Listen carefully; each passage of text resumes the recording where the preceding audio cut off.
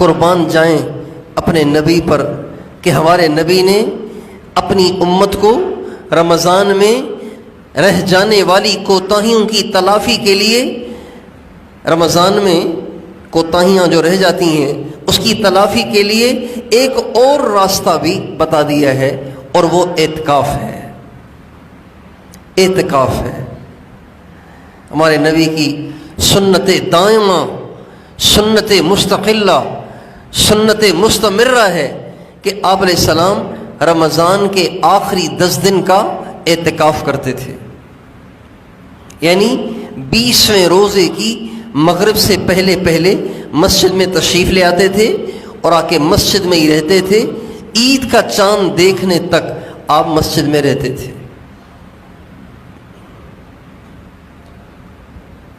10 دن 10 راتیں آپ مسجد میں رہتے تھے، 9 دن بھی ہو سکتا ہے۔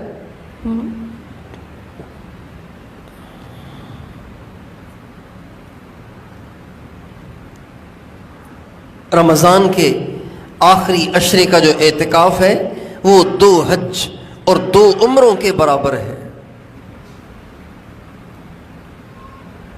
اور رمضان میں اعتکاف کرنے والے کی مثال بالکل ایسی ہے جیسے ایک شخص کسی کو پیغام بھیج رہا تھا، اس کو راضی کرنے کے لیے خط و کتابت جاری رکھے ہوئے تھا۔ جب خط و کتابت سے کام نہ ہوا تو آ کے اس کے دروازے پہ پڑ گیا۔ اعتکاف کرنے والے کی مثال بالکل ایسی ہے جیسے پہلے اپنے محبوب کو منانے کے لیے خط و کتابت کر رہا تھا، کال پہ بات کر رہا تھا اور موبائل پہ میسیجز کر رہا تھا، آپ راضی ہو جائیں، آپ کے بغیر جینا دشوار ہے، آپ کے بغیر زندگی اجیرن ہے۔ 20 دن تو کی منتیں، فون کر کے، میسیجز کر کے اور خطوط لکھ کر، اور 20 دن کے بعد جب اس نے دیکھا کہ ایسے کام بننے والا نہیں تو اب آ کے محبوب کے دروازے پہ پڑ گیا کہ جب تک تو راضی نہیں ہوگا میں تیرا دروازہ نہیں چھوڑوں گا۔ اعتکاف کرنے والا گویا محبوب کے دروازے پہ آ کے ڈیرا ڈال دیتا ہے۔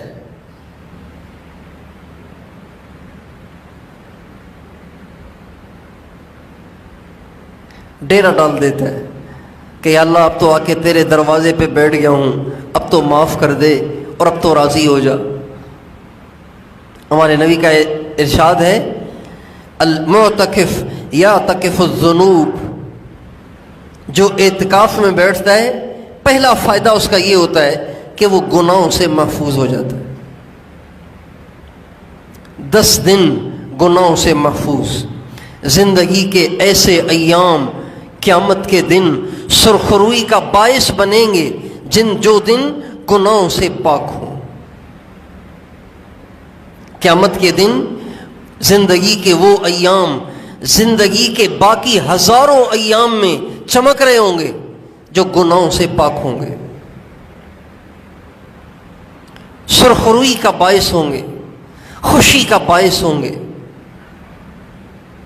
جن دنوں کو انسان نے گناہوں سے بچایا ہوگا۔ تو جو اعتکاف کرتا ہے نا، پہلا فائدہ اس کو یہ ہوتا ہے کہ اس کو اللہ پاک گناہوں سے محفوظ رکھتے ہیں۔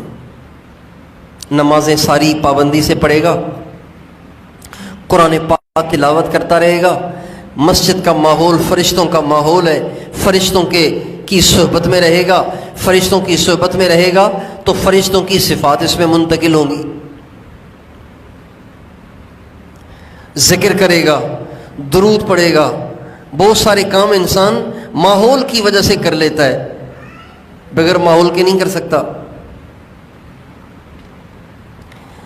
ہمارے نبی کی سنت تو یہ ہے کہ فرض مسجد میں پڑھا جائے، سنتیں گھر جا کے پڑھی جائیں، لیکن چونکہ ہمارے گھروں میں ماحول نہیں ہے اس لیے ہمارے حضرات کہتے ہیں بھائی سنتیں بھی مسجد میں ہی پڑھ لو، گھر جاؤ گے تو رہ جائیں گی۔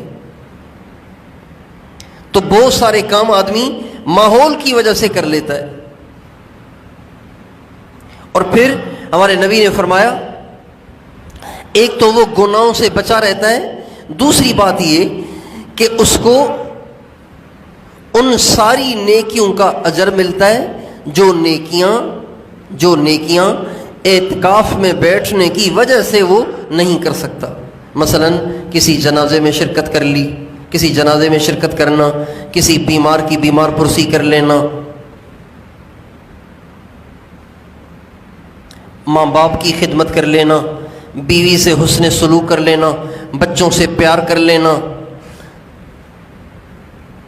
اور جتنی نیکیاں انسان باہر رہ کے کر سکتا ہے ان ساری نیکیوں کا اس کو اجر ملتا ہے اعتکاف میں بیٹھنے سے.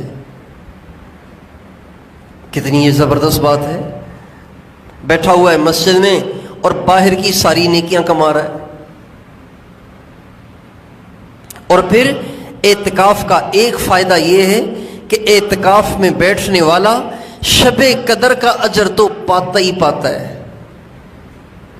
کیوں؟ اس کی وجہ یہ ہے کہ ظاہری بات ہے جو مسجد میں اعتکاف کرے گا ساری رات سوئے گا تو نہیں، کچھ تو عبادت کرے گا نا. اتنا نکما تو کوئی بھی نہیں ہوتا کہ ساری رات سوتا رہے، کچھ تو عبادت کرے گا. لیکن اگر کوئی میری طرح بہت ہی نکما ہے کہ اعتکاف میں بیٹھا ہوا ہے لیکن عشاء پڑھتے ہی سو گیا، ایک رکعت بھی اس نے نہیں پڑھی، تو یہ بھی تو حدیث میں آتا ہے نا کہ اعتکاف والا سویا ہوا بھی ہو تو وہ عبادت میں لکھا جاتا ہے.